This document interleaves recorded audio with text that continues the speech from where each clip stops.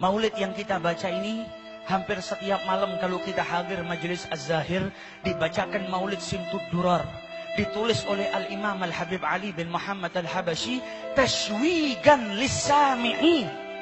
Kita diajak baca sejarah Maulid Nabi, kita diajak menyandungkan gosidah, pujian-pujian kepada Rasulullah, agar apa? Setiap hati umatnya ini merasa rindu ketika nama nabinya disebutkan. Kalau kita belum merasa rindu, belum merasa bahagia ketika Nabi Muhammad namanya disebutkan di hadapan kita, itu tandanya cinta kita masih lemah.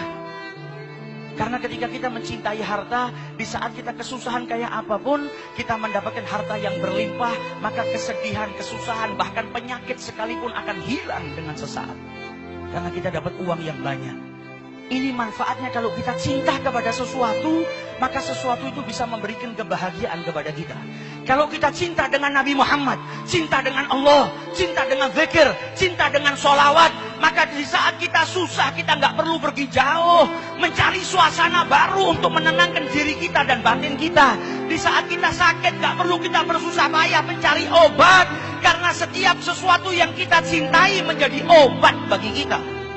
Bahkan Nabi Muhammad di saat duduk dengan para sahabatnya, kalau mau bahagia karena beliau cinta dengan sholat, maka beliau berkata kepada Bilal, arihna ya Bilal, kumandangkan adzan, bahagiakan kita dengan melaksanakan sholat. Datang waktu sholat menjadikan Nabi bahagia. Begitu juga dengan para ulama. Bukan hanya kepada Nabi Muhammad, kepada gurunya saja mereka mendapatkan ketenangan. Al-Habib Ali bin Muhammad Al-Habsyi, penyusun maulid ini, kalau sudah sakit yang luar biasa, dia panggil putranya yang bernama Muhammad. Wahai Muhammad putraku, bawakan cerita guruku Al-Imam Abdullah bin Husain bin Tahir. Ketika dibawakan kisah gurunya Al-Imam Abdullah bin Husain bin Tahir, maka seketika itu juga sakitnya hilang, kegelisahannya hilang, kegundahannya hilang. Karena dibawakan kisah orang yang dia cintai, yaitu gurunya. Apalagi dengan manusia yang paling mulia, yaitu junjungan Nabi besar Muhammad sallallahu alaihi wasallam. Sallu ala Nabi. Bahkan Al-Habib Ali meniru Rasulullah. Kalau sedang sakit, beliau sampai punya syair. Gulu Ali bin Muhammad Rabbana qad syafah, Ali idza qad marad shifahu fi'lus shalah.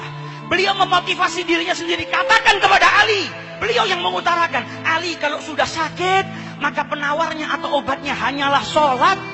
Ketika sudah sholat, maka seluruh penyakit itu hilang. Kita belajar di majelis ini bagaimana mencintai Nabi Muhammad dengan sekuat tenaga kita. Penuhi hati kita dengan mahabbah kepada Rasulullah.